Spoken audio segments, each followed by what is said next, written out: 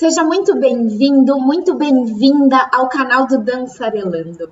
Eu sou Fernanda de Souza Almeida e hoje eu gostaria de começar dizendo que a motivação para essa série de vídeos chamada Dança em Infância, Inspirações Teóricas, vem, entre outros fatores, da afirmação de Gatti, 2002, que aponta uma certa desvinculação das universidades brasileiras com a educação básica, o que resulta num distanciamento com os problemas práticos do cotidiano escolar, uma dificuldade em interpretar a teoria a fim de realmente conectá-la com a ação educativa e a negação de propostas inovadoras no sistema de ensino.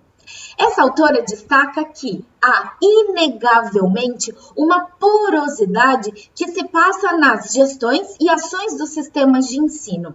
Essa porosidade está intimamente relacionada a problemas de comunicação, de interpretação, da informação e da disseminação do conhecimento, pois a leitura de uma pesquisa permite várias interpretações e essas são atravessadas por vários aspectos. Assim, essa série vem para tentar contribuir com esse processo de comunicação, disseminação e interpretação, falando dos diferentes pontos de vista, das diferentes possibilidades de interpretação. A gente vai entendendo, por exemplo, que a sociologia é uma ciência tão verdadeira quanto a biologia.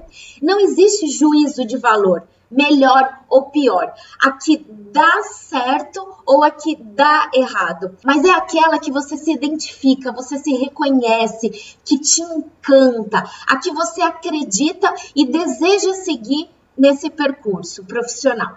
Infelizmente, a maioria de nós se conhece tão pouco que não conhecemos sequer as nossas limitações, nossas capacidades, nossos sonhos, nossas prioridades e identificações.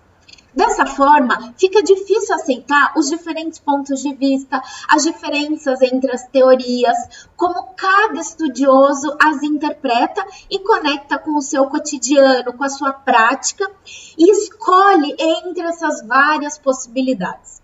E por falar em biologia, hoje vamos seguir nesse caminho ao conversar com o nosso convidado especial, Maécio Maia, que vai contar um pouco sobre a interface que faz entre dança, formação, educação, um pouquinho mais caindo para infância e a neurociência. Maécio, seja muito bem-vindo. Obrigada pela sua disponibilidade, interesse e disposição em compartilhar sua rica experiência nessa área. Para mim é realmente um grande prazer, uma honra e uma alegria tê-lo aqui conosco. Obrigada. Fernanda, obrigado, eu que agradeço. Uma honra, espero que a conversa alimente os corpos e os movimentos de todos e todos que passarem por esse vídeo. Prazer é meu. Ai, que delícia. Eu tenho certeza que vai ser um bate-papo maravilhoso. Eu acompanho o seu trabalho no Instagram, então tem muito a contribuir, muito a dizer, muitos caminhos que vão aparecendo aí nesse processo e a partir desse nosso bate-papo, né? Então, aproveitando já que eu falei do seu Instagram, antes da gente falar sobre neurociência, sobre bater esse papo, conta um pouco sobre você. Fala o seu percurso profissional, conta para as pessoas, fala do seu trabalho, seu projeto no Instagram, sua relação com a dança, com a arte. Conta um pouco, se apresenta. Bora lá, eu apaixonado por café. É por isso que eu tô com um cafezinho. Então eu vou tomando café durante. Mas eu sou artista da dança, eu fui bailarino durante quase 15 anos da minha vida. E hoje eu não danço mais, hoje a minha ação como profissional, como professor, né? Eu orientei a minha carreira para a sala de dança e para esses espaços conectados mais à pedagogia do movimento, pensando a dança em algumas linguagens e algumas perspectivas. A minha história com a dança era muito conectada com a dança contemporânea enquanto fazer, enquanto a minha prática diária. Os meus trabalhos como profissional sempre foram conectados à dança contemporânea, mas o meu processo de formação ele foi muito abastecido pelo balé clássico. Acho que grande parte, acho não, com certeza, grande parte da minha formação vem da técnica clássica, ainda em um tempo em que se acreditava e fomentava muito a técnica clássica como uma espécie de técnica mãe, como se fosse necessário aprendê-la antes das outras técnicas. Eu não gosto dessa perspectiva, não acho que tem o mínimo fundamento, mas na época que eu comecei a dançar, isso ainda era muito forte, e me disseram, vá procurar o balé, e eu fui. A minha sorte é que a maneira como eu encontrei o balé foi uma maneira muito saudável. Eu tive uma relação com a técnica clássica e com o processo de formação que o balé propõe de uma maneira muito prazerosa. Talvez porque eu chego no balé clássico ali com 13, 14 anos, mas já vindo de um processo startado pela dança contemporânea em projetos de sensibilização e criação em dança. Então, eu chego nesse espaço, que é o espaço de formação do balé, muito já abastecido por experiências conectadas aos jogos, conectadas ao improviso, conectadas à relação entre as pessoas, ao prazer em estar em movimento. Então, acredito que a minha entrada no balé, mesmo sendo uma entrada de um jovem, né, com 13, 14 anos, foi uma entrada já, de alguma maneira, startada por outras experiências que, ao meu ver, fizeram com que eu tivesse uma outra relação com o balé. Acrescido isso, eu tinha ali algumas facilidades anatômicas. Algumas facilidades anatômicas em relação às demandas físicas que o balé expõe. Então, tinha uma certa facilidade com a rotação externa, uma certa facilidade com mobilidade, uma certa facilidade com um aprendizado daquela linguagem específica que fez com que eu tivesse um processo bem saudável, o que nem sempre acontece.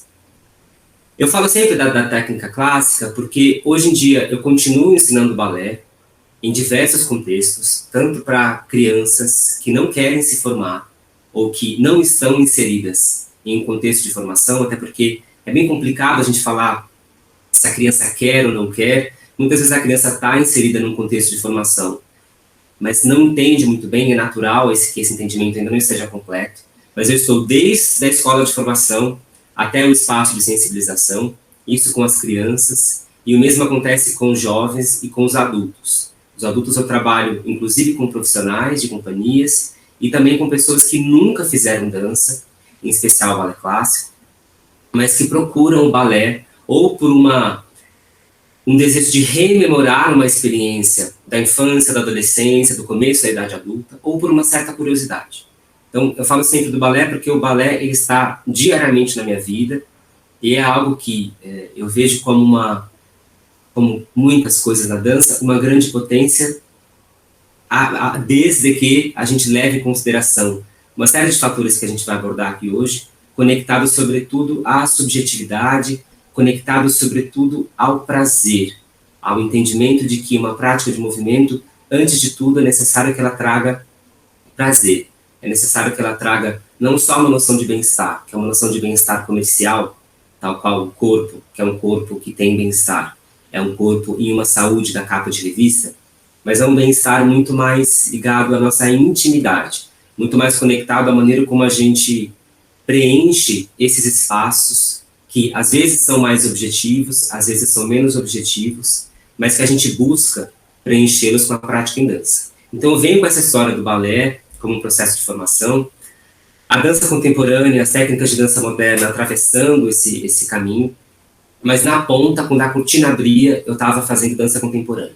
Estava fazendo dança contemporânea, algumas experiências muito pontuais com o improviso, com a improvisação, em especial improvisação solo. O contato e improvisação foi algo que eu não estudei, que eu tive uma aproximação, mas não foi algo que eu estudei de uma maneira mais expressiva. Mas a improvisação solo, essa improvisação que hoje talvez ela esteja mais visível, ela seja mais difundida, mas uma improvisação, uma dança que ela nasce a partir do entendimento do seu próprio corpo em relação a um certo roteiro, a uma dramaturgia, ou a um pedido, ou a um jogo estabelecido entre você e o outro, que não leva necessariamente em consideração o contato direto, contato físico direto. Algo mais importante ainda nesse processo foi a educação somática. Mas antes de falar de educação somática, eu vou dar um gole no meu café. Eu vou aproveitar o seu café para fazer duas intervenções aí. Dois comentários, na verdade. Essa história do balé ser a base, ela ainda é muito forte. Ainda acredita-se muito nessa base. E eu dancei numa companhia que a base era capoeira. Eu tive também toda a base do balé e tal, a mesma história, né? Acho que a gente de uma certa idade tem percursos muito parecidos, né? E aí depois eu fui dançar, assim, já mais pro final agora, numa companhia que a base era capoeira. Então eu achei isso completamente inovador e interessante, e como a gente precisa ir quebrando esses paradigmas, essas formas de pensar, assim como qual é a dança da escola, qual é a dança da educação, qual é a dança que tem que estar. Na verdade, não é a dança que tem que estar, é como ela está. Né? Que é exatamente o que você falou, por meio de jogos, de relação, do prazer, da subjetividade, né? Então, qualquer dança pode estar em qualquer lugar. A questão é como ela estará e com quais objetivos, né? Se é para formar bailarino, se é para formar artista profissional, se é para formar um cidadão que vive, que tem um olhar diferente sobre o mundo, mais sensível, né? E ao mesmo tempo a nossa relação como docente. Porque às vezes acontece uma coisa assim de, é artista, então tem um valor maior do que o professor. Né? E aí vem aquela coisa do artista docente. Quando é que eu vou para o palco, eu sou artista, termino tudo, boto minha malinha e vou dar aula? Onde encontra isso? Né? Como ser artista da sua aula e como performar no palco da sua sala? Né? Como a gente vai aprendendo a conectar essas coisas, como a gente para de ir fragmentando e criando os rótulos, né?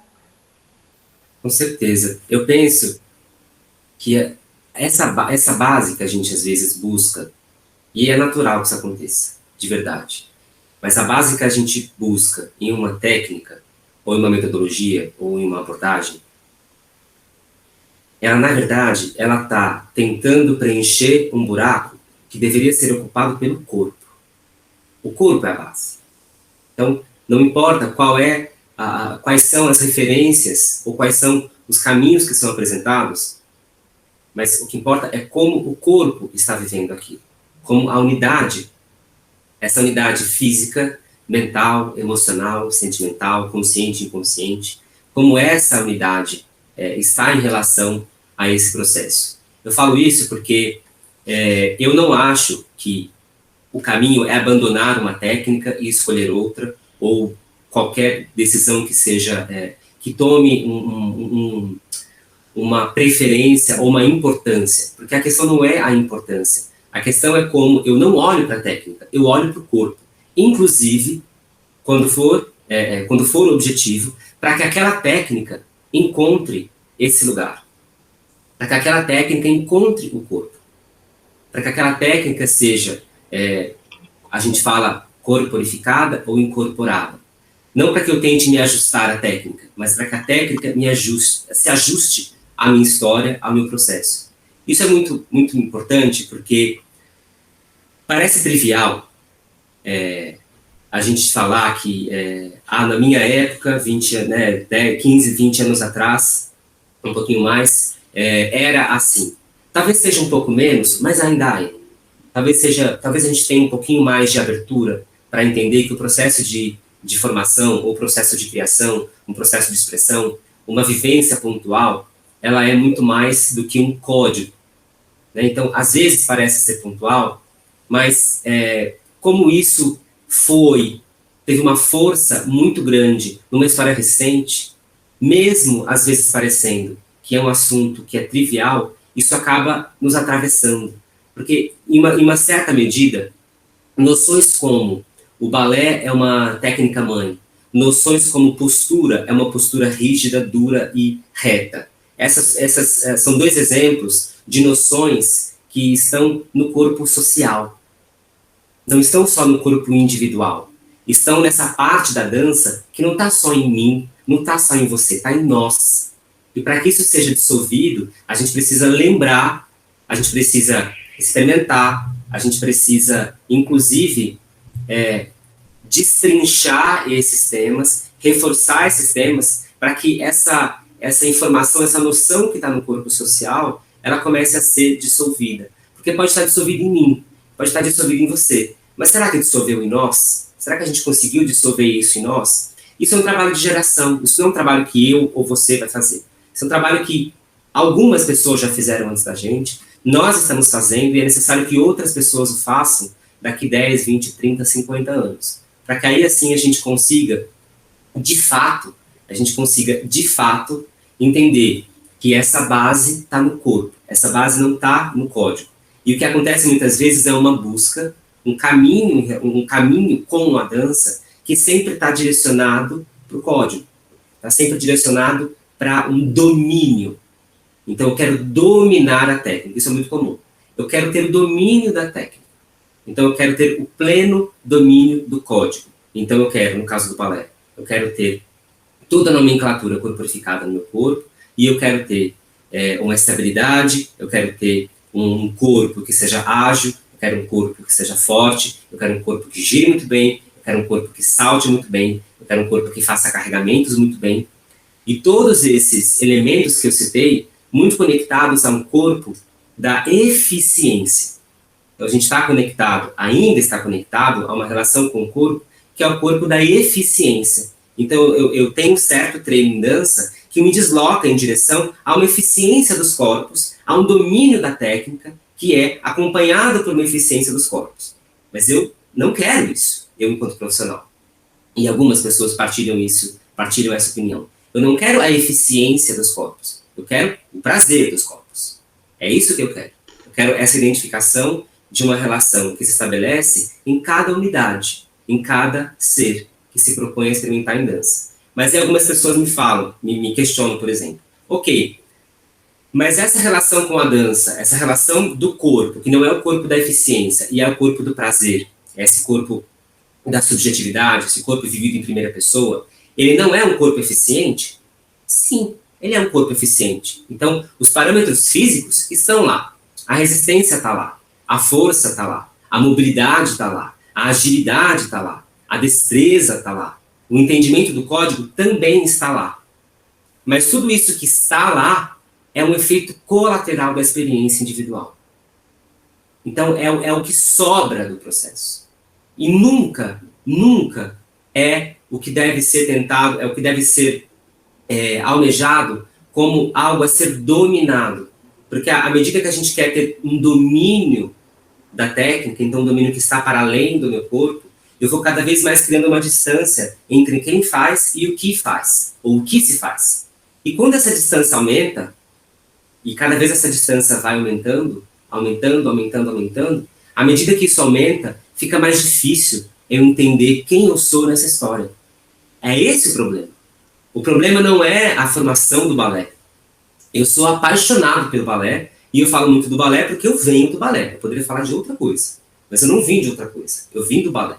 E eu sou apaixonado por essa forma de orientar os processos em dança, porque eu acredito que, à medida que ele é orientado, fazendo com que esse espaço entre quem faz e o que se faz, ele é estreitado, ele é uma forma brilhante e uma forma muito testada e organizada. Não é que não existem outras. Existem dezenas, talvez centenas, ou milhares, talvez. Talvez a minha ignorância não permita dizer milhares, mas centenas, com certeza, de outras perspectivas que foram testadas e que funcionam muito bem. Mas essa é a perspectiva que eu sei, essa é a perspectiva que eu passei, que está marcada, está registrada na minha pele, nos meus ossos, na minha musculatura, na minha memória, está registrada, e uma coisa que é muito importante que a gente vai falar aqui, está registrada nas minhas imagens, está registrada na forma como eu corporifiquei isso, registrei isso no meu corpo, no meu sistema como inteiro, em forma de imagens que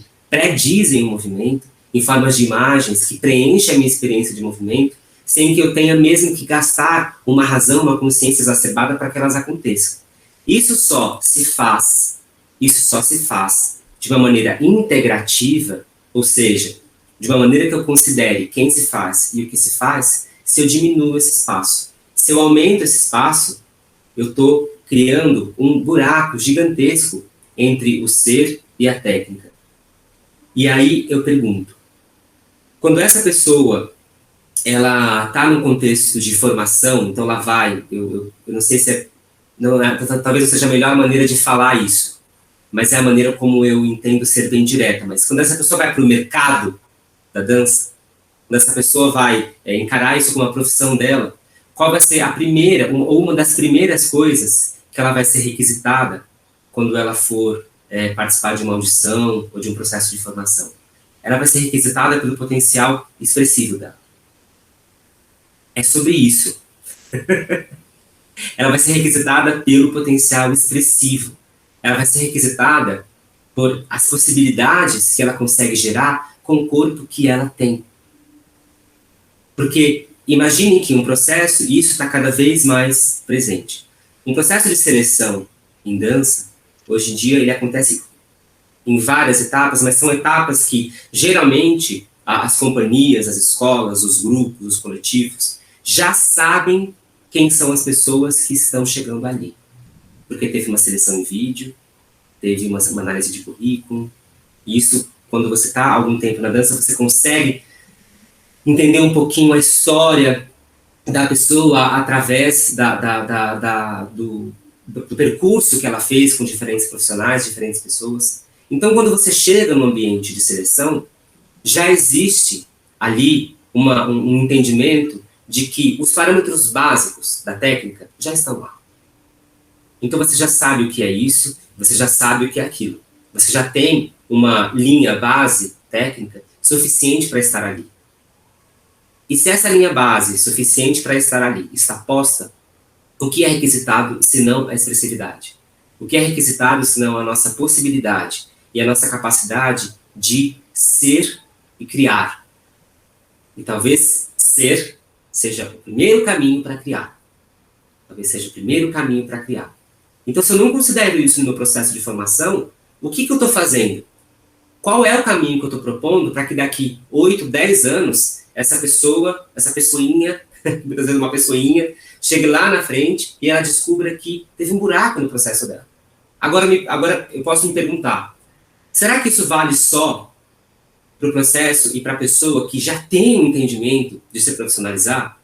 Ou será que isso cabe a uma dança que é feita por uma pessoa que não tem o menor interesse em se profissionalizar? E ela faz ali uma aula por semana, ou às vezes duas, porque ela tem ali um certo objetivo de reviver algo que ela viveu no passado, ou um desejo que surgiu nesse momento da vida e ela quer experimentar. Em ambas as situações, em ambos os exemplos, eu tenho um desejo ali presente. A grande questão é que em cada ponto o desejo ele se altera um pouco. Mas em todos esses pontos eu preciso aproximar o quem e o que. Eu preciso aproximar o quem e o que, porque esse quem faz a dança e o que se faz, não importa o que seja, precisam estar ali rondando, circundando, girando, torcendo, dobrando, estendendo em direção a esse desejo. E esse desejo pode ser o mais simples possível. Pode ser, eu quero 1 hora, eu quero 50 minutos na semana em que eu esteja longe da casa, longe do escritório e que eu cuide de mim. Pode ser esse.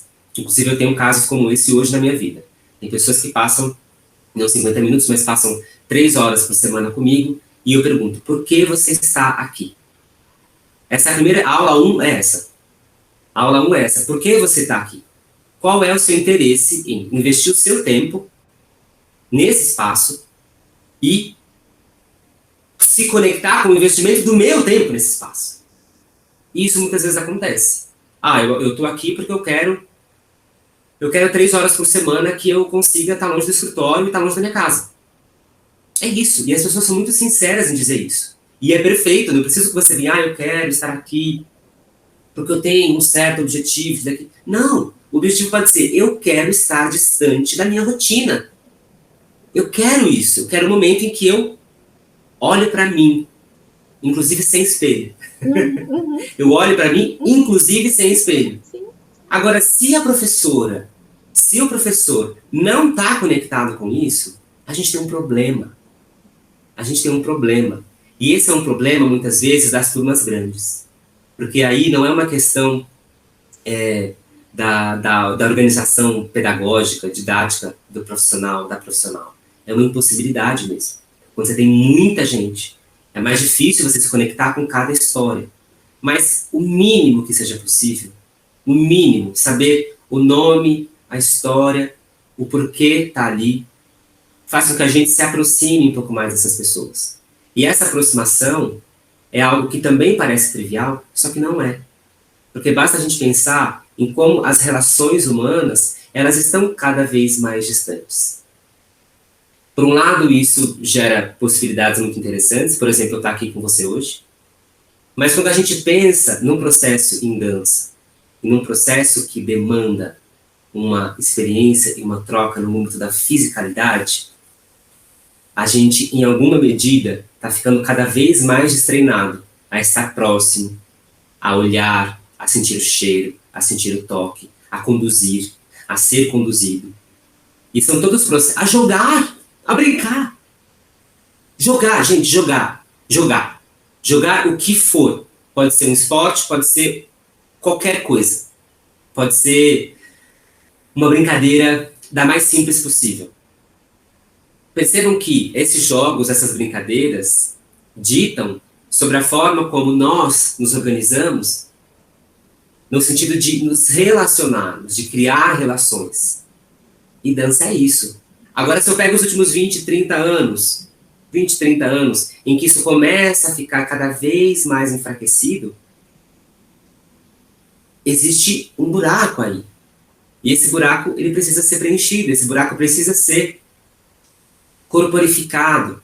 Esse buraco precisa ser ocupado pelos corpos das pessoas.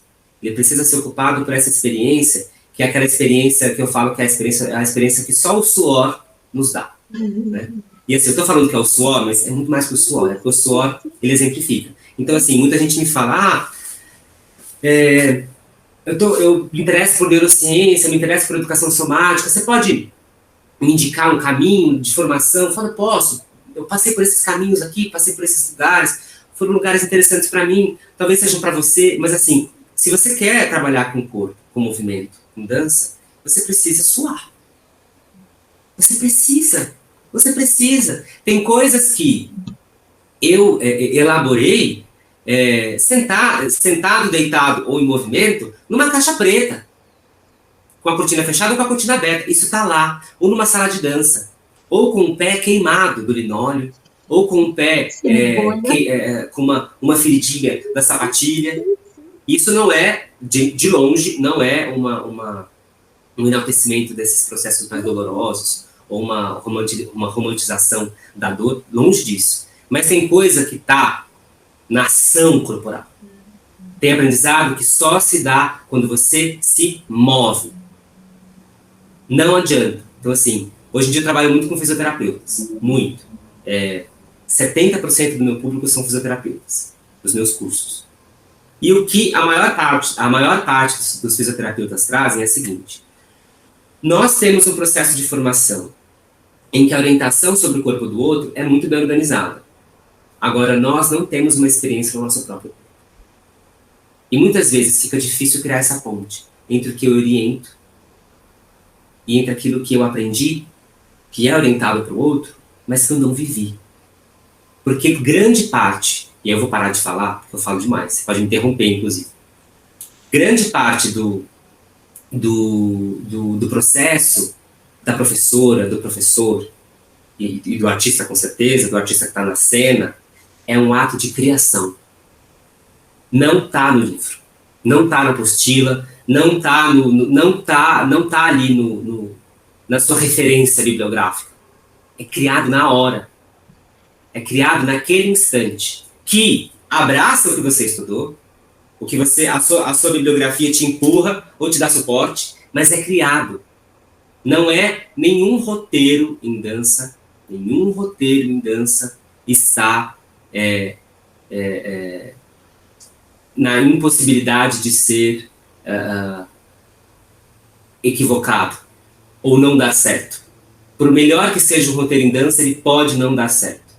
Então ele não está Nossa, eu não sei a palavra que usar aqui, mas é nesse sentido por mais interessante, por mais funcional que um roteiro seja, muitas vezes ele não vai funcionar. Você vai ter que reformar, dar outra forma, recriá-lo e fazer com que uma nova história seja escrita. Não, eu tô completamente apaixonada, eu tô encantada aqui, com os olhinhos brilhando e anotei uma porção de coisa, mas vou escolher aqui um paralelo e vou te lançar outra pergunta, né? O paralelo que eu queria fazer, que você falou do dar certo, né? O que é, de fato, eficiência? O que é, né? O que funciona? O que é dar certo? E como tudo isso está muito relacionado, na verdade, com o objetivo, né? Qual é o seu objetivo em cena? Qual é o objetivo do artista em cena? Antes da gente pensar o que funciona, o que não funciona, o que dá certo, o que não dá certo. A mesma coisa do professor, quando o professor avalia a sua aula e sai decepcionado porque a aula não deu certo, né? Então, o que é não dar certo? É porque as crianças fizeram uma bagunça no padrão dele do que é comportamento ou disciplina, mas qual era o objetivo? Será que as coisas continuaram acontecendo, mas tomaram outros rumos e o professor não enxergou isso, né? Então, essas palavras, como a gente vai pensando e como tudo isso vai para a vida, né? Quando a gente está pensando de formação de crianças, formação de jovens, formação de adultos, desse corpo, dessa pessoa expressiva, comunicativa, verdadeira, que tem essa possibilidade, esse know-how para se relacionar com esse pensamento amplo, conectivo, criativo, coletivo, né? Pensando nessa formação mais ampla e ao mesmo tempo esse professor nesse lugar do criativo, do comunicativo, do coletivo, desse pensamento, né? Porque isso tem a ver também com o que você falou do jogo. Como esse professor em aula joga improvisação, né? Como vai acontecendo essa relação entre palco, plateia, entre professor e aluno, e vai acontecendo esse jogo de improvisação, né? E como isso tudo é um grande processo de criação.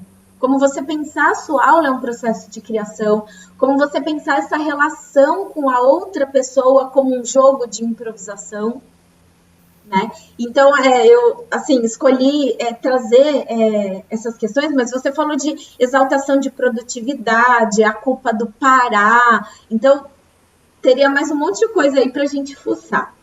Mas a minha pergunta, além de, se você quiser comentar isso que eu falei, a minha pergunta é, e a neurociência nessa história? Vou chegar na neuro. Deixa eu pensar dois pontos da sua fala, que são dois exemplos. E aí eu abraço a neurociência no final deles. Eu tive um professor na faculdade que ele dava aula de introdução ao... Era uma coisa, qual que era? Era introdução aos estudos em energia. E energias físicas, né? Então, energias conectadas à estrutura e à matéria. Porque o meu processo de graduação foi um processo conectado às ciências exatas. Então, ele falava ali desde aspectos de uso de combustíveis, mecanismos eletroquímicos e tudo mais. E esse professor, ele tinha um único slide, e esse slide tinha 500 imagens. 500. E esse processo, cada disciplina lá durava aproximadamente 15 semanas, às vezes 16. E ele mandou esse único arquivo no início do processo. E aí, quando a gente abriu, falou, nossa, são 500 slides. E eram 500 slides. E aí a gente ficou naquela, nossa, a gente vai ter que ler esses 500 slides, tem que decorar e tal. Mas o que ele fazia? Durante a aula, esses slides ele usava, assim, devia ter pelo menos uns 10 anos. Eram slides bem antigos. E durante a aula, ele passeava por esses slides de uma forma tão fluida, com uma fluência tão grande, ele tinha uma propriedade de uso daquele material tão íntimo que, uma hora, na primeira aula ele estava no slide 1, e ele falava assim, não, isso aqui, ó, é isso aqui. Aí ia para o slide 400. Ele ia passeando. Então, assim, grande parte dos slides não foram utilizados na aula. Mas, quando uma pergunta era trazida, e essa pergunta era passível de ser orientada, a resposta dessa pergunta era passível de ser orientada por um elemento que ele tinha no slide, estava lá. Os slides era a caixa de ferramentas desse professor. Era a maneira como ele guardava, centrava todos os elementos que ele poderia utilizar na aula. E a maneira como ele organizou esse material não foi uma maneira engessada. Não foi uma maneira que, para dar certo, era necessário que você tivesse o domínio das 500 imagens. E na prova ia aparecer um pouco de cada imagem. Ou, sei lá, se a gente pensar em 1/3 desses 500, já seria muita coisa. Não estava ali. Aquelas imagens não estavam ali. Inclusive, o processo de avaliação desse professor, ele era totalmente dissertativo e muito conectado às discussões que surgiam das imagens que ele trazia. Os slides dele tinham pouquíssimos textos. Pouquíssimos textos. Então, eram elementos, vídeos ou áudios, pequenas frases que eram ferramentas. Estavam ali para serem utilizadas quando fossem preciso ou não serem utilizadas. A gente sabe quando a gente compra uma caixa de ferramentas, vai numa casa de material de construção, compra uma caixa de ferramentas, tem coisa ali que você nunca usou. E tem coisa que chega uma hora que você precisa e você, nossa, eu nem sabia que eu tinha isso, mas está lá. A ação do profissional da dança é a mesma. Esse processo, o nosso roteiro de aula é um recorte da nossa caixa de ferramentas. E ali, naquele roteiro, tem várias ferramentinhas.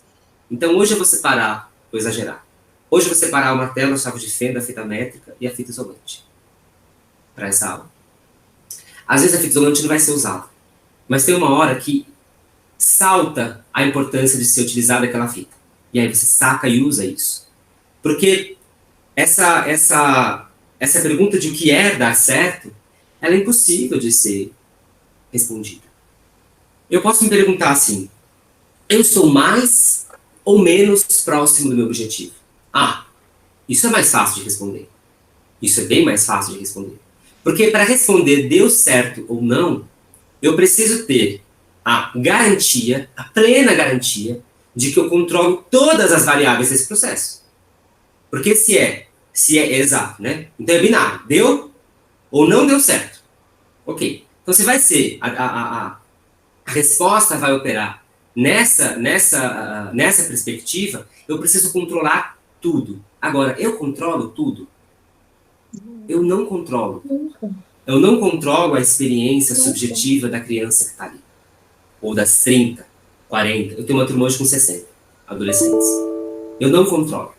É impossível de controlar. Se é impossível de controlar, eu não posso operar numa resposta binária. Esse é um exemplo. O outro exemplo é o seguinte. Eu estou dando aula nesse momento, eu sou responsável por uma disciplina de anatomia aplicada ao movimento no curso de formação aqui de São Paulo. E em cada aula, eu peço que a turma faça um pequeno portfólio daquele dia. Então, esse portfólio pode ser o que você quiser. Pode ser um texto, pode ser uma pintura, pode ser um desenho, pode ser o que você diga, um vídeo. Tem um aluno que ele faz crochê. Então, a cada aula ele faz um crochê. Já fez um crochê de uma coluna, já fez um crochê de uma pelve. E em uma das aulas, a gente estava estudando sobre o enrolamento do tronco, a relação das extremidades do tronco e tudo o que preenche essas distâncias entre cabeça, entre crânio e pelve. E nesse caminho, o que é centro de massa, o que é centro de força, como eu faço a divisão, qual a função do diafragma nessa divisão do que está para cima, o que está para baixo, como o diafragma conecta o sistema visceral, o sistema músculo-esquelético e tudo mais. Temas dessa aula. Uma moça me entrega um portfólio e tinha uma imagem do tronco, na altura do estômago tinha uma boca. Ela desenhou uma boca, né? E aí ela escreveu assim, na boca do meu estômago, eu senti o enrolamento. Aí eu pergunto, deu certo ou não deu certo? Aí eu pergunto, ficou mais próximo ou mais distante do meu objetivo? Porque qual era o meu objetivo nessa aula? Meu objetivo era uma aula sobre enrolamento. Noção desse eixo vertical, e como esse eixo vertical ele é dinâmico, ele é modulado pelo movimento. E como eu relaciono extremidade da cabeça, extremidade da pelve, como essas extremidades se aproximam, se distanciam, e o impacto dessa aproximação e desse distanciamento sobre o tronco. E a gente falou de centros, centros de massa, centros de força, e como eu corporifico essa noção, essa percepção de centro. E ela me traz que na boca do estômago dela, ela sentiu o enrolamento acontecer. Fantástico. Estou trazendo esse exemplo, esses dois exemplos, porque eu acho que são exemplos que, antes de tudo, colocam a posição do profissional da educação, da pedagogia em dança, em um lugar muito mais prazeroso. Em um lugar muito mais aberto a possibilidades. Porque, assim, vamos pensar, se não é bom para quem orienta, como vai ser bom para quem é orientado? Não tem como. Se eu, em alguma, né, se esse prazer não surge daqui, eu sei que existem várias variáveis. E eu não quero, porque eu sei, isso seria um absurdo, porque eu sei como o lugar do profissional, da profissional da educação, é um lugar extremamente precarizado. Extremamente precarizado. Então, eu não quero, seria um erro colocar isso como uma espécie de culpa, né? Então, uma responsabilidade não profissional. Mas, mesmo assim, se eu não tenho esse prazer acontecendo na orientação, é impossível querer que esse prazer volte de quem é orientado. E o grande lance está nessa relação. O grande lance está como estabelecer um trânsito do prazer. E um fluxo contínuo, não está só lá, não está só aqui. E aí tem horas que é menos, tem horas que é mais. Tem horas que não é. Tem horas que não é prazeroso da aula. Então não é como se todos os dias acontecesse. Tem dia que não acontece, tem dia que é uma catástrofe. Tem dia que são várias catástrofes. E eu acho que, para mim, e eu vou falar uma pessoalidade, né, com todo respeito a todos os profissionais da pedagogia, para mim, só faz sentido ouvir alguém falando sobre pedagogia da dança se já deu aula há muito tempo. Porque se não deu, eu nem ouço. De verdade, eu nem ouço. Porque essa história de que tudo dá certo, né, se não deu certo é porque a aula não estava bem montada, balela. Balela. A pessoa que eu falei isso, ela nunca deu aula. Nunca pisou no chão, no chão da sala de dança. Então, assim, se não deu aula, não sabe, ou nunca foi atravessado pelo fracasso que é uma aula que não dá certo. Né? E você vai assim, nossa! Só que, qual é o grande lance? Amanhã, ou semana que vem, eu tenho outra aula. Então, eu tenho uma outra possibilidade. Eu tenho uma outra, um convite a novos caminhos a serem seguidos. Agora, como a neurociência aparece nessa história? Né? Para mim, quando eu fui estudar neurociência, eu tinha uma baliza. A minha baliza era a seguinte. O meu processo de formação foi um processo de formação que, em determinado momento da minha vida, eu conheci uma professora, que foi uma professora que eu tive um ganho com ela em 2 anos que eu não tive em 10. Então, foi a minha grande mestra. Eu faço questão de mencionar o nome dela. Foi a Lilia Shaw, uma grande bailarina de São Paulo, que ao final da sua carreira se concentrou como professora.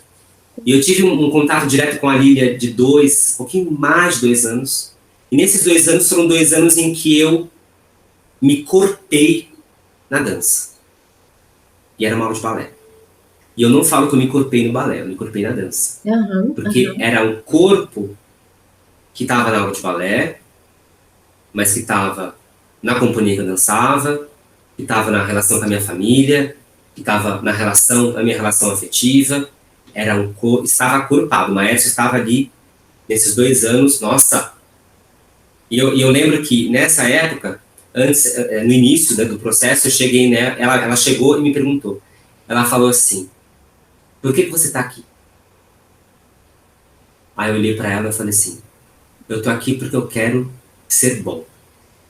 Foi assim que eu falei para ela, com 17, 18 anos, 17, 18 anos. E ela, mas o que é ser bom? Exatamente. E eu não soube responder. Aí ela falou o seguinte, então vamos tomar um café? Eu falei, vamos. Aí ela marcou um café, aí foi eu, ela e uma amiga. Ela também convidava outras pessoas para um café. Ela sempre estava fazendo cafés, ela fazia muita coisa, muita coisa. E aí nós marcamos um café, e aí ela, então você quer ser bom? Eu falei, quero. Aí a gente começou a conversar, e aí eu saí de lá com uma resposta, foi uma resposta metade dela, metade minha. Que ser bom significava para mim, naquele momento, confiar naquilo que eu estava experimentando. E confiar naquilo que eu estava experimentando, entendendo que eu precisava confiar em mim mesmo. Pois bem, vou dar um salto na história. Esse processo com essa professora foi muito interessante e me chamava a atenção por que havia sido tão interessante com ela e um pouco menos interessante com outras pessoas.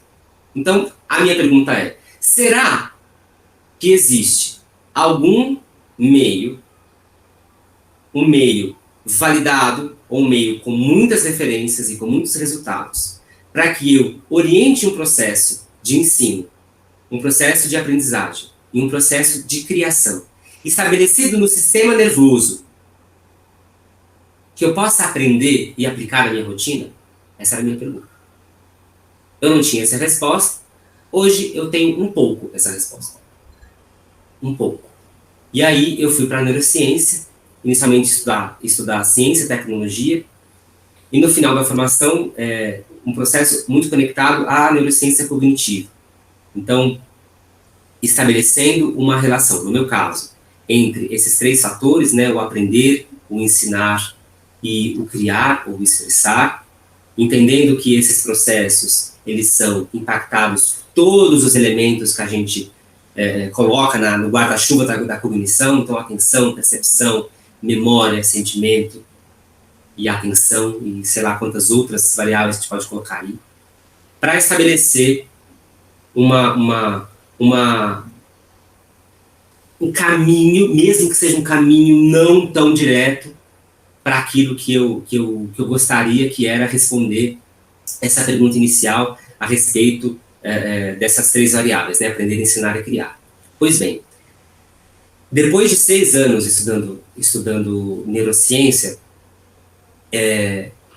aquilo que eu enxergo como resposta, algumas possibilidades de respostas, é que, primeiro, se eu não considero a subjetividade, se eu não considero quem faz, se eu não considero a maneira como esse quem faz estabelece conexões calcadas no equilíbrio entre o desejo e o prazer, eu não me aproximo desse foco, que pode ser um processo, o foco de ensinar, o foco de aprender, ou o foco de criar, ou de se expressar.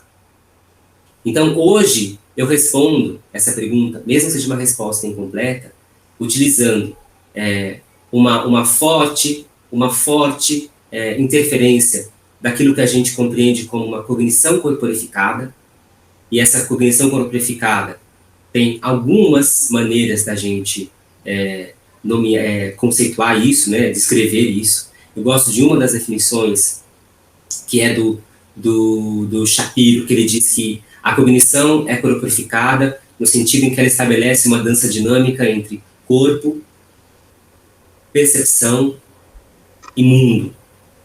Corpo, a estrutura, a matéria, ou aquilo que o Stanley Kahneman vai chamar de um processo no tempo, isso que é corpo. A percepção, a maneira como eu leio os sentidos, a maneira como eu compreendo em mim, unicamente em mim, as informações do ambiente, ou das ambiências externas e as ambiências internas, e o mundo, como eu estabeleço relações. Como eu faço esse processo do corpo, que é um processo no tempo, percebido em primeira pessoa e unicamente em primeira pessoa, estabelecer atravessamentos para além de mim, inclusive para poder criar. E essa cognição corporificada, como um elemento essencial para se aprender dança. E aí, assim, é aprender qualquer dança. Então, se eu não tenho o corpo como um processo no tempo, se eu não tenho os fatores perceptuais, se eu não tenho os fatores perceptivos, essa leitura da ambiência, ou das ambiências, e se eu não tenho relação, se eu não crio relação, eu não estou no caminho que é proposto, um caminho que é proposto para essa conexão, esse encontro, ou essa dança com o movimento, a partir da cognição corporificada. E esses três elementos, corpo, percepção e mundo, eles são abastecidos por um único elemento, que é o prazer. É o prazer que vai alimentar esse processo. E eu estou chamando de prazer. Por que eu estou chamando de prazer? Para a gente deixar explícito o que é esse prazer. Esse prazer é essa energia interna que me faz ter a certeza, mesmo que seja não racionalizável, que eu estou próximo do meu objetivo. Então aquilo me alimenta, em alguma medida me enaltece, me eleva em direção ao meu objetivo. É isso que eu estou chamando de prazer. E esse prazer, ele está nas nossas corporificações, nas nossas peles, nas nossas expressões, nas nossas comunhões em relação. E esse prazer também está nos nossos sonhos. Esse prazer está nas nossas imagens. Esse prazer está nas nossas possibilidades de descoberta. E é por isso que eu falo tanto de imagem. Por quê? No caminho que a cognição corporificada propõe, nesse processo guiado pelo desejo e abastecido pelo prazer, o treino das imagens vai ser, ao meu ver, não só o meu ver, mas ao ver de muitas outras pessoas, vai ser muito interessante que a gente invista na imaginação. E num certo tipo de imaginação, que é a imagética motora, ou imagética de movimento. Que não é algo descoberto pela neurociência, que não é algo descoberto pela dança, que não é algo que é fruto de essa ou aquela técnica. É algo da vida. O processo de imaginar movimentos é algo próprio da vida. Então isso está na psicologia antiga. Isso está na filosofia. Isso está na religião. Isso é próprio do corpo, é próprio da vida, é próprio da nossa existência. Imaginar sobre nós mesmos em movimento é algo próprio da vida. Então não é uma grande descoberta da neurociência, né? Algumas pessoas me falam assim, Márcio, me fala uma coisa que a neurociência descobriu assim que nunca ninguém havia falado na dança. Eu fico pausado um tempo. Porque o que a gente tem, na verdade, hoje, não são grandes inovações, mas são bons resultados para hipóteses já descritas há décadas. E às vezes há séculos. Então, por exemplo, tem um livro fundamental na minha carreira que é o The Thinking Body, da Mabel Todd. E lá nesse livro, é um livro escrito nos anos 30. Ela já dizia da importância do treino, do uso das imagens, da aplicação das imagens para a organização da postura. Mas ela estava muito conectada com artistas na época. Anos 30 isso. É somente no final dos anos 90 que ocorre a descoberta dos neurônios espelho, do sistema espelho, no sistema nervoso central. Então você tem ali um gap de quase 60 anos em que não tinha evidência para essa hipótese. E o que a neurociência faz, em grande medida, é colher resultados, e isso não tem um decréscimo do seu valor, mas colher resultados para essas boas hipóteses já descritas há algumas décadas. E nesse sentido, as imagens, elas nos fornecem uma forma de tanto organizar o corpo antes que o movimento aconteça, quanto organizar no corpo o movimento que aconteceu. Entendendo o corpo como esse todo, mente-corpo, né? Então não estou chamando mente de uma coisa, corpo de outra. Estou falando que esse corpo é um processo no tempo que leva em consideração a sua energia física e a sua energia não física. E eu posso chamar isso de outros possíveis nomes. Mas, em suma, a neurociência hoje, para mim, ela apresenta resultados e algumas vezes ela, com esses resultados, suporta hipóteses descritas há algumas décadas, outras vezes ela descarta, rejeita essas hipóteses descritas há algumas décadas, mas curiosamente, ela está mais no sentido de apoiar as hipóteses do que de rejeitar as hipóteses dos nossos escritos da dança dos anos 20, 30, 40, 50. Assim, dos anos 30 aos anos 70 foi uma época de uma grande explosão teórica para a dança. E a minha leitura é que esses resultados, embora nem sempre tenham um corpo de evidência vasto, porque se você pensar que a neurociência da cognição em dança, ela é uma ciência, a neurociência em si já é uma ciência nova, quando você pensa nessa ciência jovem, recortada na dança, ela é mais nova ainda. Então, o corpo de evidência é pequeno. Mas mesmo esse corpo de evidência pequeno, vou mais no sentido de suportar as hipóteses, de dar suporte, né? De aceitar do que de rejeitá-las. E quando você traz essa questão, né, da relação da aprendizagem, formação de imagem, imaginação, percepção, e tudo isso acontecendo, né, nos córtex, no sistema límbico, sistema corpo caloso, todo o sistema nervoso central, periférico, né? E você traz a questão dessa energia interna, do prazer, do desejo. Como pensar toda essa subjetividade para o ensino da dança? Como pensar isso que é tão subjetivo, essa formação de imagem de si, do corpo, do movimento, do mundo, para um professor de dança? Como a gente lida com tanta subjetividade? A gente lida com tanta subjetividade aprendendo a olhar para si e aprendendo a olhar para o outro. Quando eu dou curso, eu sempre caio no mesmo buraco. E aí não importa, assim, se é com fisioterapeuta, se é com professor de dança, não importa. Qual que é esse buraco? Esse buraco é um buraco de resgate das relações humanas. As mais simples. A de sentar e ouvir a pessoa. Olhar a pessoa no olho. Se a gente aprende, ou se a gente resgata, porque é um aprendizado que ele está quase dado na nossa história evolutiva.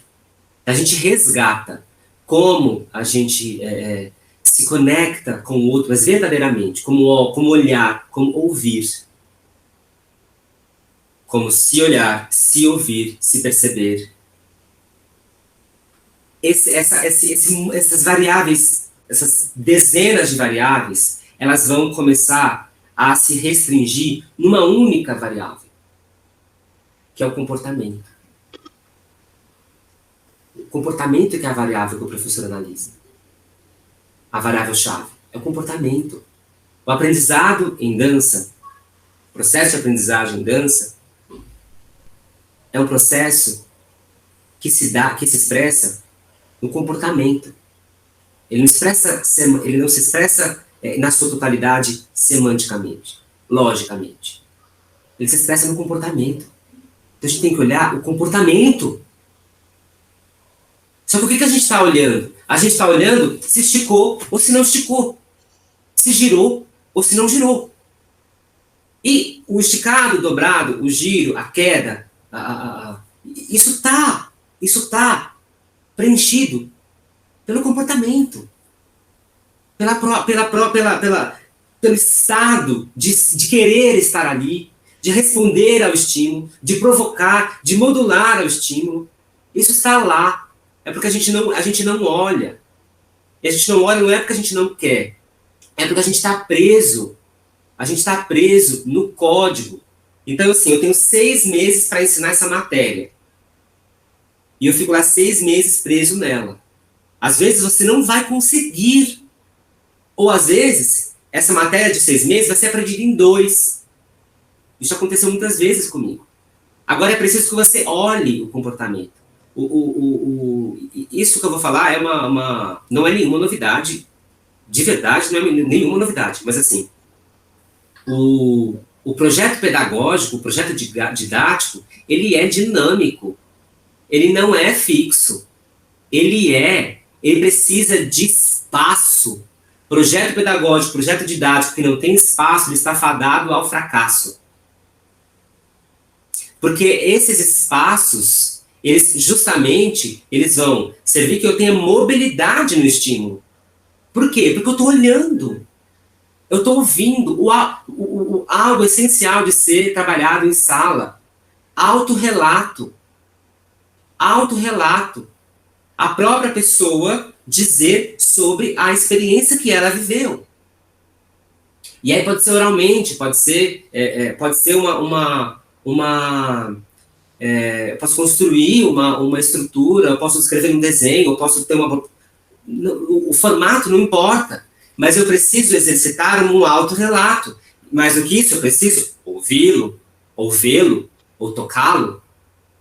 Porque o autorrelato fornece informações que permitem que nós, professores, a gente tenha porque totalmente nós nunca vamos ter, né? Esse controle sobre, assim, o que está ali dentro daquele corpo. Eu só sei o que está ali, eu só sei parte do que está ali, porque existe um comportamento. E eu preciso confiar nesse olhar. Sabe aquela história? Quem tem olhos verá? A gente tem que olhar, a gente tem que exercitar essa relação. Porque eu posso chegar aqui e falar assim, ok, tá bom. Vamos pegar, então, primeira variável, atenção. Ok, vamos olhar os tipos de atenção. Tá bom, então vamos trabalhar hoje só a atenção seletiva. Okay. Então hoje eu vou ter um exercício de atenção seletiva, amanhã eu vou ter um exercício de atenção sustentável, e assim por diante. Tá bom, segundo mês, memória. Tá, então vamos trabalhar, então, memória implícita e memória explícita. Ok, agora eu poderia fazer isso incansavelmente para cada elemento da cognição humana. Agora, esse excesso de informações, não estou falando que não é válido, viu? Sim. Não estou falando que não é válido, de verdade. Sim.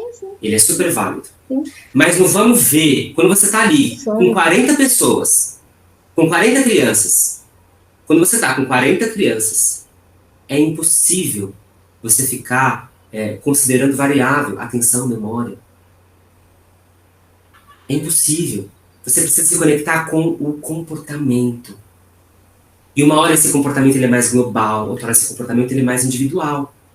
E a gente sabe, nós sabemos, é só olhar. Nós sabemos, porque vai estar expresso onde? Vai estar expresso no corpo. Então o tônus vai se modular. A caixa torácica vai se fechar ou vai expandir. O olhar vai retesar ou vai abrir, ou vai focar. Eu vou ter a participação, a aproximação, eu vou ter o distanciamento. Eu vou ter o interesse. Gente, interesse, para eu saber se uma criança tem interesse ou não naquilo que eu estou propondo, é só olhar. Você não precisa nem perguntar, é só olhar, velho. E isso tudo opera nas relações humanas mais básicas. E eu acho que é isso que a gente precisa fomentar. E note, é isso que a gente precisa fomentar, não esquecendo de todas as referências que nos alimentaram, que nos continuam alimentando. Mas se no momento que eu vou expor uma prática, vou propor uma prática na minha aula, eu estou ali interessado naquelas pessoas, eu estou interessado no comportamento delas, e eu abro um espaço para escuta, Escuta em diversos sentidos, tá? Não só da voz. Eu tenho espaços. Então, a minha aula tem 50 minutos. Então, assim, eu começo às 9, das 9 às 9h50, eu fico dando estímulo. Das 9 às 9h50, não dá. E dependendo da idade, vai ser 20 minutos que você tem. É o que ela aguenta, é o que a criança aguenta. E dependendo do dia do adulto, vai ser aquilo que ele aguenta também. Porque eu nunca sei o que aconteceu com a pessoa. Às vezes a pessoa chega na minha aula, adulto, uma pessoa que está sempre proativa e vai, e traz referência, ela chega, o peito fechou, a voz tá baixinha, a voz tá rala. A voz da pessoa tá rala, a respiração tá curta, o olho, você não vê o branco do olho. Aquela pessoa não vai responder como tá sempre. Agora, eu vou continuar dando o mesmo estímulo que eu daria para ela? Além desses espaços, por que esses espaços são importantes? O processo de aprendizagem e o processo de consciência, e a aprendizagem leva em consideração tanto aspectos mais conscientes como aspectos menos conscientes, mas em especial, o processo de consciência humana é um processo lento. Fisiologicamente, é um processo lento. E o que é a base da consciência humana? E aí eu vou tomar a abordagem do Antônio Damasio. A abordagem do Antônio Damasio para a consciência humana, a base para a consciência humana, é o sentimento. Não é a razão. É o sentimento. Agora, o que é o sentimento? O sentimento, nessa abordagem, é uma elaboração sobre as emoções. É uma certa interpretação sobre as emoções. E aí eu pergunto, o que são as emoções? E as emoções, nessa abordagem, elas dizem respeito às respostas fisiológicas do corpo em meio a uma certa situação ou comportamento. Que pode ser uma situação ou comportamento, inclusive, de aprender a dançar. Notem, qual foi o buraco que eu caí, mais uma vez? O buraco do corpo. Então, eu sei que é muita coisa, é muita coisa. Mas se eu for reduzindo, e eu começando a criar aquilo que eu chamo de lugares de importância. Aprender, duas coisas, né? Aprender, antes de tudo, é um ato de rememorar. Isso que é aprender. Aprender é um ato de rememorar, de arrastar na memória. Pode ser mais explícito, pode ser mais implícito, pode ser mais consciente, pode ser menos consciente. Agora, o que é guardar na memória? Se aprender é arrastar na memória, se aprender é rememorar, o que é memorizar? Memorizar é encontrar um lugar de importância. E isso que é memorizar. O ato de guardar uma informação é encontrar um lugar de importância para aquela informação. E pode ser uma importância um pouco mais da eficácia daquilo, da eficiência daquilo para uma determinada tarefa, ou pode ser uma importância porque aquilo me inspira, aquilo me expande, aquilo me eleva. Agora anotem, eu estou, mais uma vez, chegando no corpo. Mais uma vez, eu estou partindo de algo que parece ser muito distante. O que é consciência?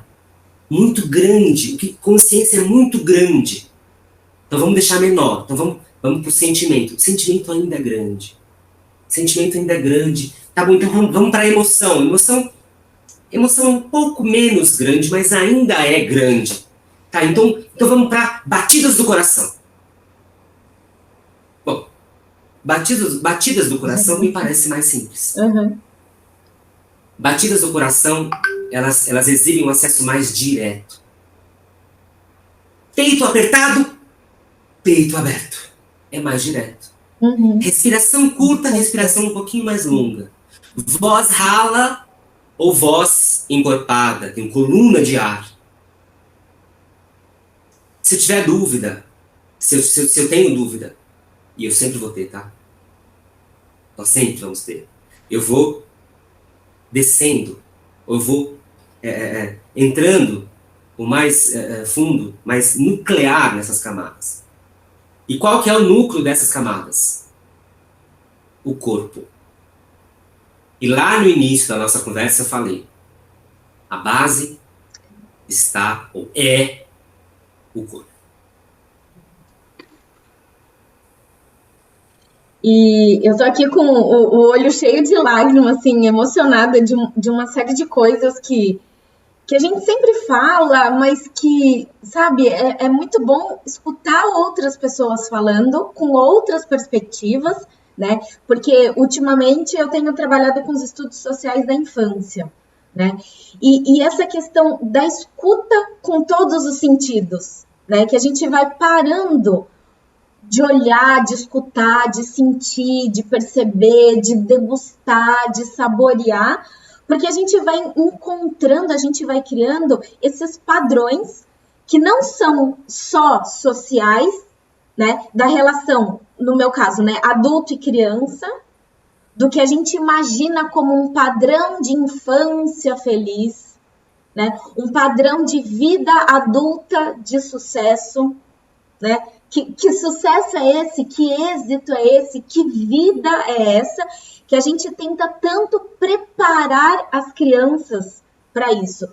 E aí vai surgindo uma série de padrões nessas condutas, nessa relação dos pais com os filhos, filhas, mães, né? E da relação docente, porque a gente vai criando padrão e expectativa do que é a docência, do ter que sempre ensinar. E aí a gente vai bloqueando esses canais de escuta, de atenção, de percepção. E para mim, e aí a gente fica muito ansioso por receitas de bolo, né? Pelas essas fórmulas e muito preso a isso. Então a gente desenha, estrutura a nossa atividade e a gente se prende a ela e quer de qualquer maneira vencer e cumprir isso, né? Quando, na verdade, para mim, dessa nossa conversa, fica muito forte a questão da relação. Se você tira o foco desse padrão, desse conteúdo, desse sucesso, desse êxito, do padrão de movimento do artista, do passo da coreografia, e você não faz menos, não é ensinar menos, não é ensinar um plié mal ensinado, não tem nada a ver com isso.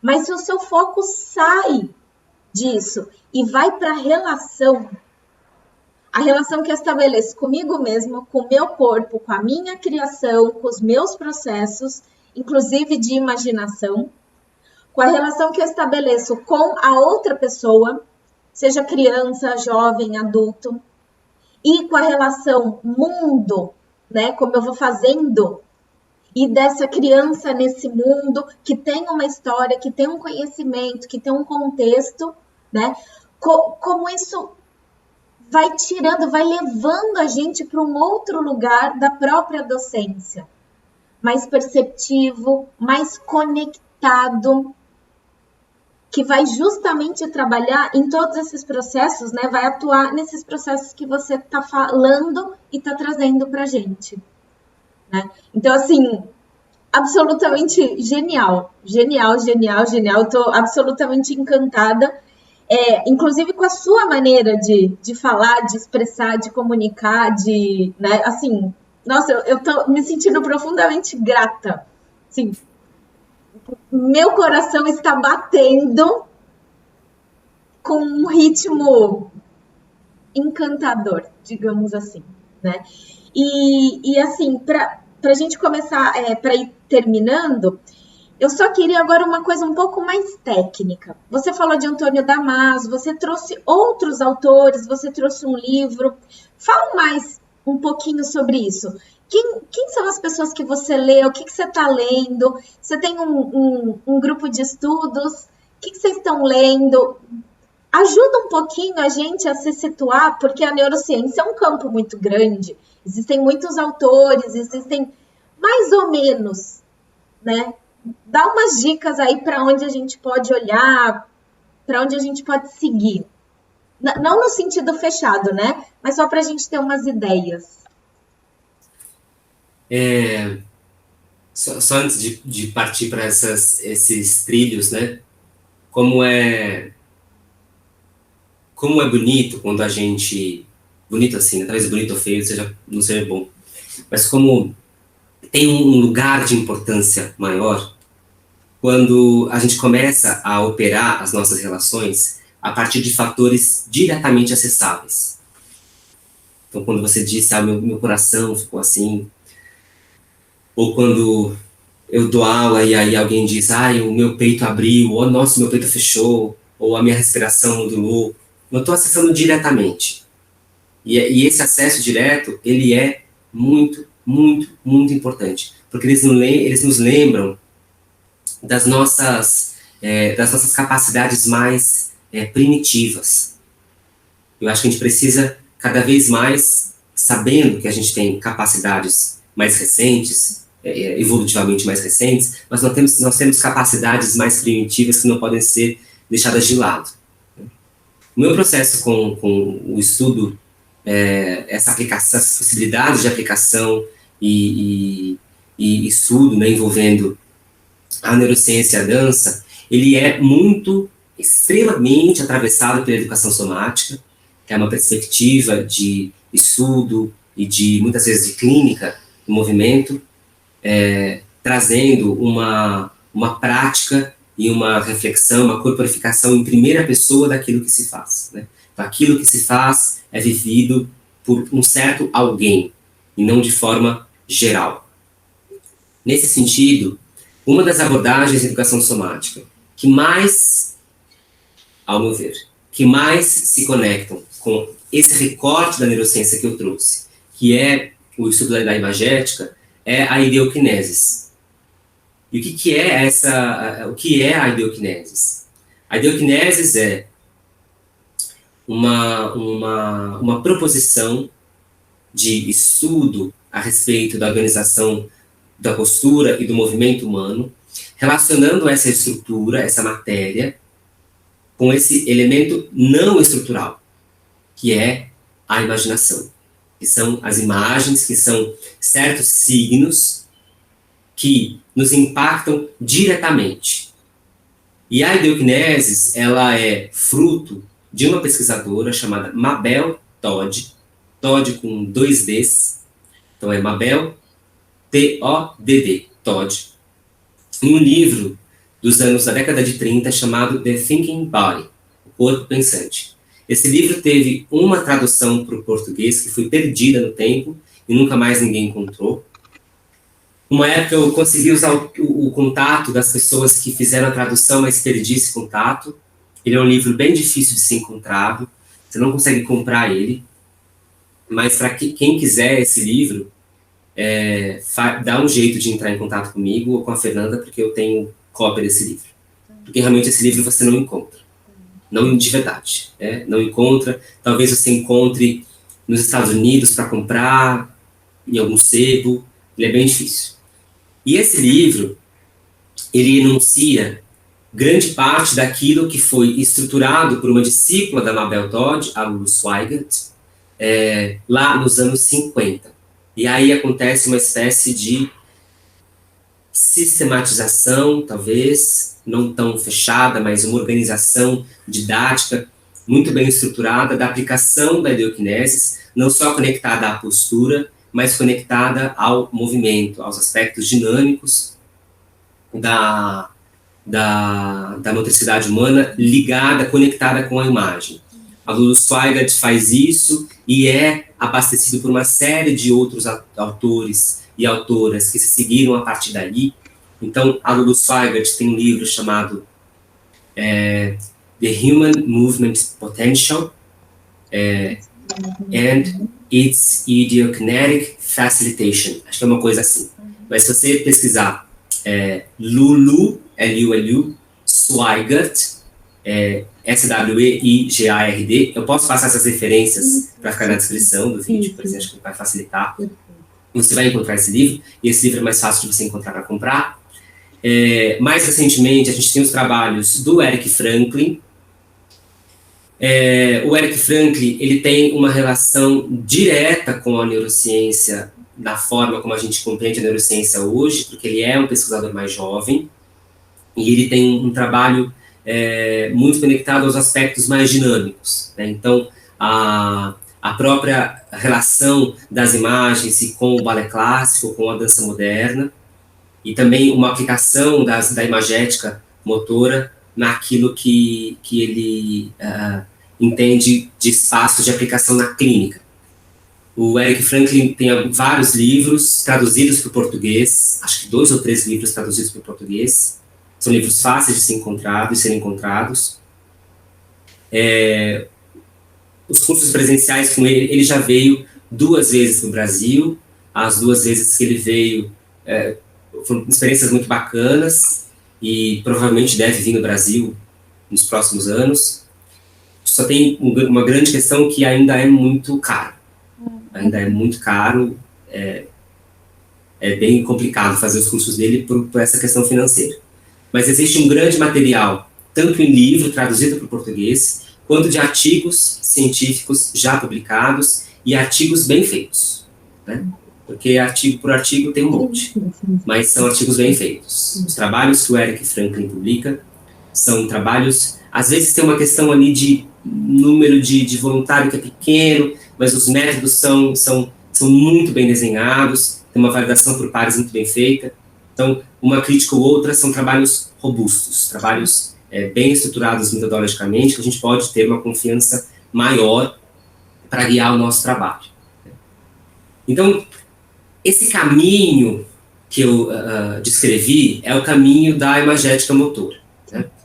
Algumas revisões mais recentes propõem outros caminhos. Por exemplo, você tem uma abordagem da imagética motora, do estudo e organização das revisões, das aplicações da imagética motora, que eles chamam de PET, uma sigla, PET-LAP, do inglês Physical, Environment, Task, Technique, o L é Learning, e o último P eu esqueci. Mas cada um desses elementos vai guiar o nosso treino. Então, assim, quando eu vou aplicar a imagética motora em aula, eu preciso ter explícito qual é a porção da fisicalidade da aplicação daquela imagem. Então, qual a estrutura com qual ela se relaciona, né? Eu preciso levar em consideração a ambiência que essa imagem está sendo proposta. Então, eu estou numa sala de dança, eu estou numa sala de aula, de educação formal, eu estou na biblioteca, estou no parque, eu estou no clube, né? O teste, qual a tarefa que eu estou propondo, né? Qual o objetivo dela, qual o caminho a ser conduzido, né? Qual a técnica exigida ali. Eu preciso de uma técnica pré-vista, eu preciso de algo que seja relacionado com um certo código, né? Eu preciso, essa porção do learning, e aí se comunica diretamente com a técnica, eu preciso de um aprendizado prévio que dê conta daquela imagem, ou é uma imagem que é possível de ser aplicada a qualquer pessoa, a qualquer momento, que é própria da natureza humana, né? O último que eu esqueci. Mas eu posso deixar com a Fernanda do último P, que o último P eu esqueci. Mas eu acho isso ótimo, porque cada vez mais a gente mostra para as pessoas que a gente não tem que saber tudo, que a gente não precisa estar tudo de cor, né? Acho isso ótimo, acho isso mais que a realidade, porque a gente não tem que ter tudo decorado sempre. Acho isso perfeito.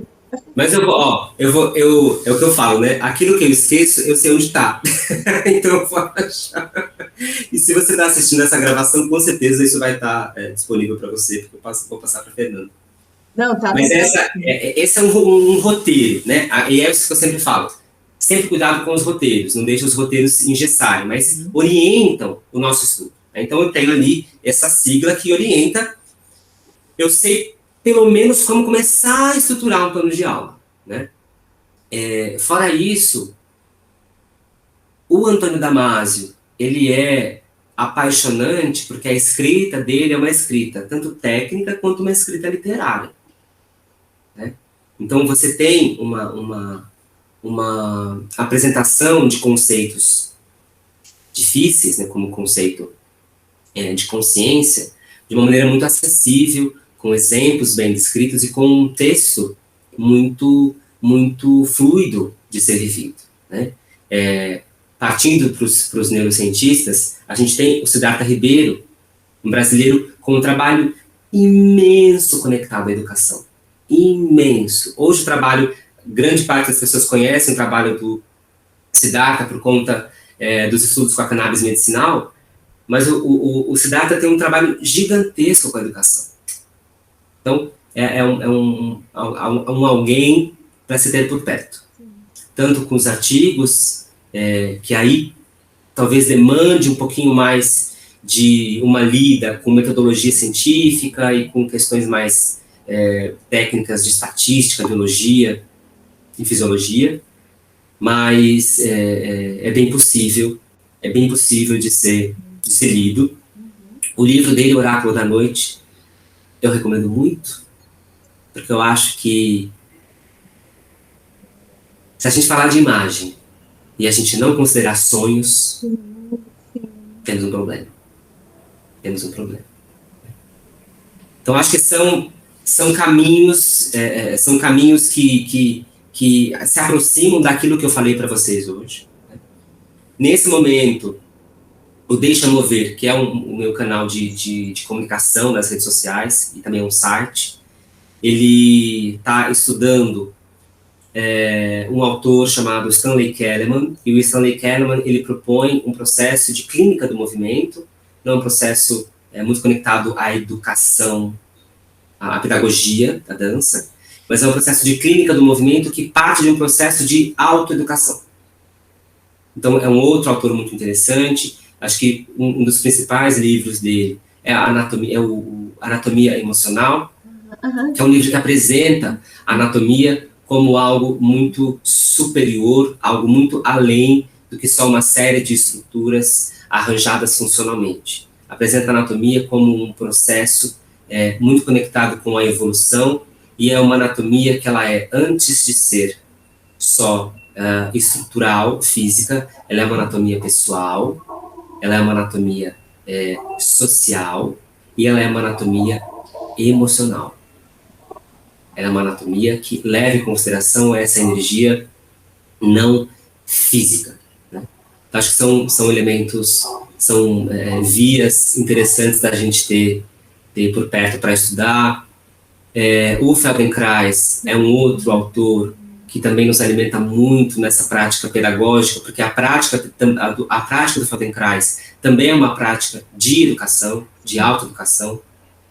Então, se a gente quer aprender a se perceber, e aí sim perceber o outro, é interessante que a gente entenda os tempos que isso demanda, e as práticas do Feldenkrais são práticas esgarçadas, que os tempos são dilatados para que justamente haja